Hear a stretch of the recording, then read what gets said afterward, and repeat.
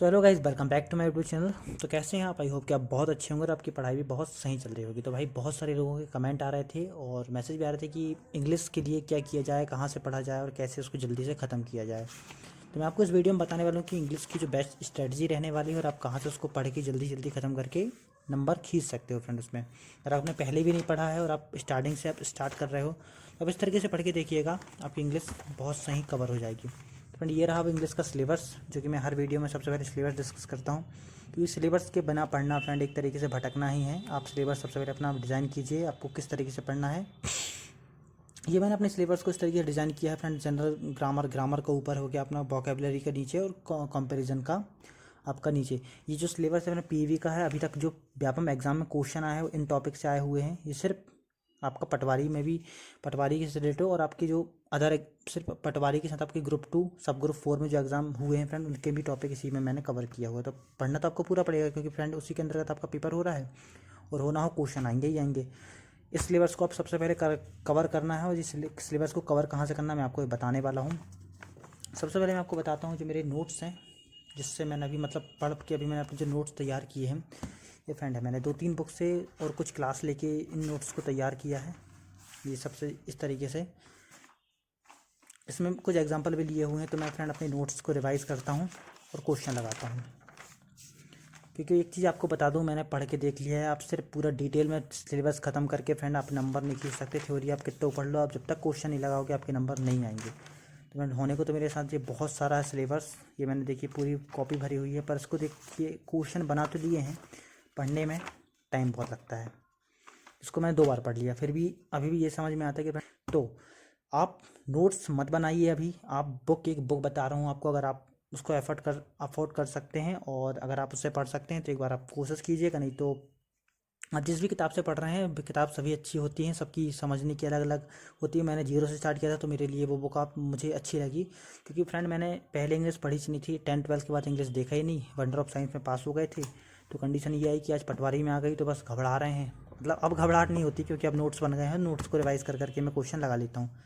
Friend है easy बहुत English, बस यही कि जब तक आप पढ़ोगे नहीं तो आपको हर सब्जेक्ट कठिन लगेगा। पहले मैथ्स भी लगती थी, जब आप पढ़ लिए हो मैथ्स तो आपको मैथ्स बहुत इजी लगती है।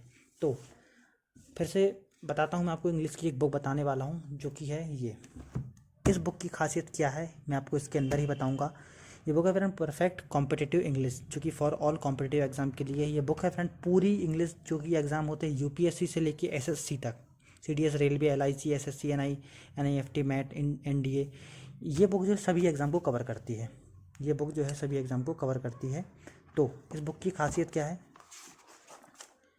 इस बुक से मैं तैयारी करता हूँ और मैं आपको सजेस्ट करता हूँ कि भाई अगर आप ले सकते हो और आप बिल्कुल ज़ीरो हो इंग्लिश में, आपको कुछ भी नहीं आता, तो इस बुक की तरफ जाइएगा। इसका रिव्यू एक बार देख लीजिएगा, नेट में जाके इसकी पीडीएफ वगैरह मिल जाती हैं, और जो जहाँ जहाँ से भी आप बाय करोगे वहाँ पे रिव्यू में जाके नीचे देख लीजिएगा, स्टार्स के अच्छे खासे मिल जाएंगे आपको।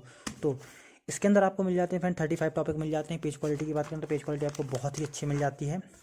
इसकी जो टोटल पेज है फ्रेंड, टोटल पेज जान के भी आप क्या करोगे, बहुत मोटी किताब है, आपको पूरी तो पढ़ना नहीं है।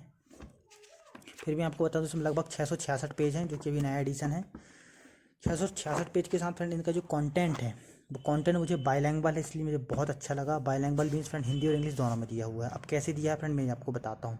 जैसे कि यहाँ पे आप देख सकते हैं, आपको बता दूँ, जैसे कि ये है आपका चैप्टर 1 है।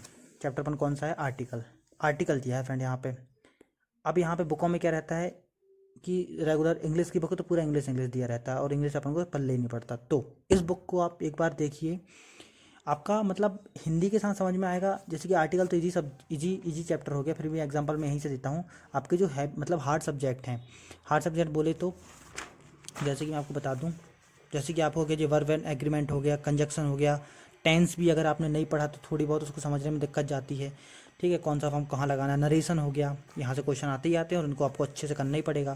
बाकी वोकेबलरी तो आपका रीडिंग में आएगा और कंपैरिजन भी आपका रीडिंग ही में आएगा। तो मेन चीज़ ग्रामर में रहती है। ग्रामर को पढ़ने के लिए फ्रेंड मतलब अच्छी स्ट्रेटजी चाहिए, खासकर इतने कम टाइम में। तो ये बुक जो है आपको अच्छी स्ट्रेटजी के साथ उसको पढ़ना है। और यहाँ पे आप देख सकते हैं उनका कंटेंट, जैसे कि ए एंड द को आर्टिकल कहा जाता है, ए तथा एन को इंडेफिनेट आर्टिकल, जबकि द को डेफिनेट आर्टिकल कहा जाता है।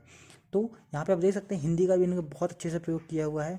जैसे कि आप यहाँ पे देख सकते हैं, आ ए मतलब पूरा इन्होंने दिया है। सामान्यतः स्पोकन इंग्लिश में ए का उच्चारण एन का उच्चारण अन, दा का उच्चारण दादी किया जाता है। हालांकि जब कॉन्सोनेंट साउंड के पहले दा आता है तो उसका उच्चारण दा तथा वोवेल साउंड के पहले दी आता है तो दी का किया जाता है। मतलब इन्होंने हिंदी में बहुत सही तरीके से इसको डिफाइन किया हुआ है, आप देख सकते हैं। तो पूरी बुक आपको इसी तरीके से फ्रेंड हिंदी में मिल जाएगी, हिंदी और इंग्लिश दोनों मिल जाएगी। इसकी जो क्वेश्चन है पूरे इंग्लिश में है, आप पहले हिंदी से अपना थ्योरिकल कवर कीजिए और क्वेश्चन का जो इन्होंने मतलब उसको एक्सप्लेन किया है उसका भी हिंदी दिया है। जैसे कि आप देख सकते हैं ये एक्सप्लेनेशन है किसी का, तो जैसे कि 68 का आंसर था 3 मतलब ठीक है, 69 का आंसर था 2। इन्होंने इस तरीके से एक्सप्लेन किया है। और इन्होंने ये भी बताया कि जैसे कि डू नॉट, आपका डू नॉट कोई क्वेश्चन था, डू नॉट आएगा वहाँ पे, डू नॉट की जगह उन्होंने उसको गलत करके टू बताया, डू नॉट की जगह डज नॉट होगा। तो मतलब आपको ऐसा भी यहाँ पे एक्सप्लेनेशन मिल जाएगा जो कि आपको हेल्पफुल रहेगा आपकी तैयारी के लिए। तो ये है वो बुक, मेरे हिसाब से तो ये बुक मेरे लिए सही थी। अब आप अपने हिसाब से आपको जज कीजिए कि आपको इंग्लिश आती है कि नहीं आती, पहले से आपने पढ़े हैं कि नहीं पढ़े हैं। और अगर नहीं पढ़े तो इस बुक को एक बार पढ़ के देखिएगा और आपको इंग्लिश बहुत ही सही समझ में आएगी। तो फ्रेंड, सिलेबस पढ़ना कंपलसरी है, आपको सिलेबस जल्दी से ख़त्म करके क्वेश्चन की तरफ जाना पड़ेगा। अगर आपको टेस्ट में अच्छे नंबर लाना है और टेस्ट में अच्छे नंबर आएंगे तो फ्रेंड ऑटोमेटिक आपका कॉन्फिडेंस बिल्डअप होगा और आप एग्जाम में भी अच्छा करके आएंगे। तो फ्रेंड, एग्जाम से पहले आपको सिलेबस कंप्लीट करना है, उसके बाद जल्दी जल्दी ज़्यादा से ज़्यादा क्वेश्चन लगाना है। तो देख लीजिएगा, ये है वो इंग्लिश की बुक। अगर आपको वीडियो पसंद आई तो प्लीज़ वीडियो को लाइक कीजिएगा और चैनल को सब्सक्राइब कीजिएगा और फ्रेंड चैनल को सपोर्ट कीजिएगा। Thank you.